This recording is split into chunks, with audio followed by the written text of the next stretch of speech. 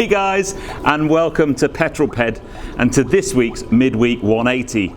Well, you can probably tell that I am not at home. I am actually in Doha, in Qatar, for my proper job, for my day job. So I've taken time out and I thought I'd come and sit by the pool. It's just not that far off of sundown here and it is still well over 30 degrees, so it's quite warm. But I can't not bring you the Midweek 180. Now, if you haven't seen one of these before, this is my midweek update where I bring you my news, views and information about upcoming reviews, all filmed in one take.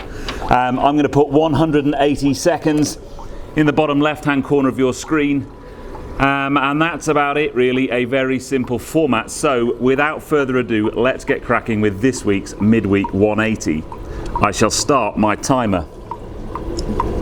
So, first comment, second comment and third comment last week were all Francois G. It's becoming a habit for you, Francois. So, if you put the first comment in, I will give you a shout out next week. Let's see if somebody can beat him. Let the battle royale commence.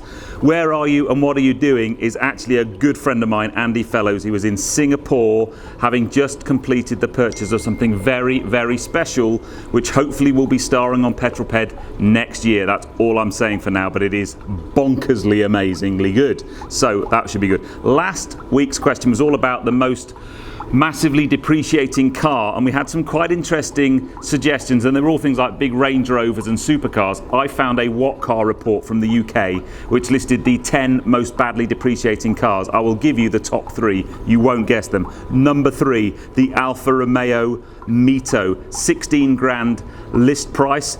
In the first year you would lose 71.9% of that. Scary. Next one, number 2 on my list, Nissan Leaf Vizia.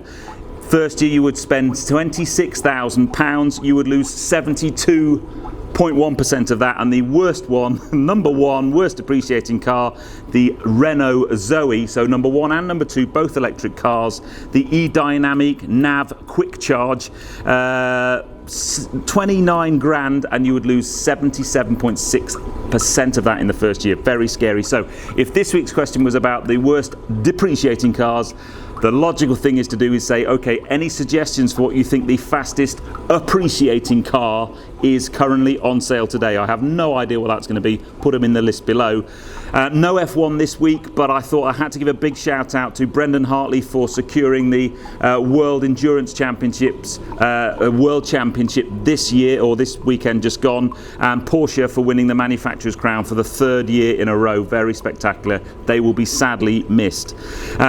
New car news, I've got a couple of ones I wanted to throw out there. I've got a few friends who've seen previews of the new Aston Martin Vantage. I've got a couple of press spy shots up there, but I know, having spoken to them, it's a very, very cool. I can't wait to see the proper pictures of that.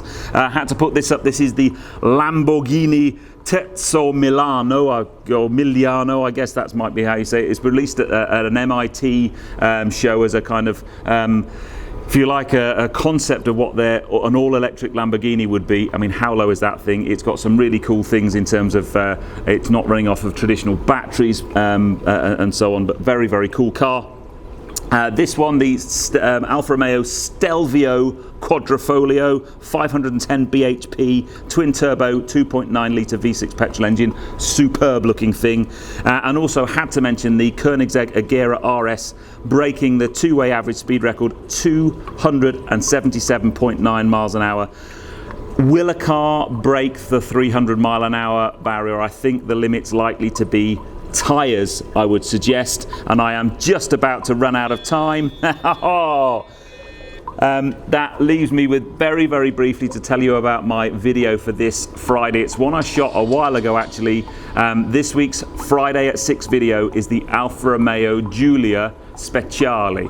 So I've done the Quadrifoglio, but the Speciale is maybe the kind of more everyman Giulia. It's a really, really interesting car, diesel powered, very, very nice, lovely to drive. So tune in Friday 6 o'clock for the Alfa Romeo Giulia Speciale.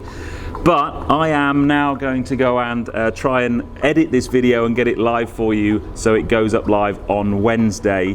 But I'm gonna, sadly I can't have enjoy a drink here because it's a dry hotel, but I'm gonna go and chill out. I might have a dip in the pool.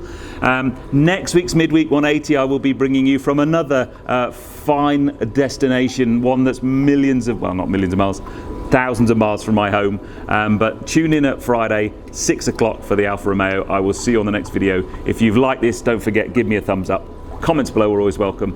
And if you haven't done so already, please subscribe to Petrol for plenty more content to come. Anyway, I'll see you on the next film, guys. You take care. Drive safe.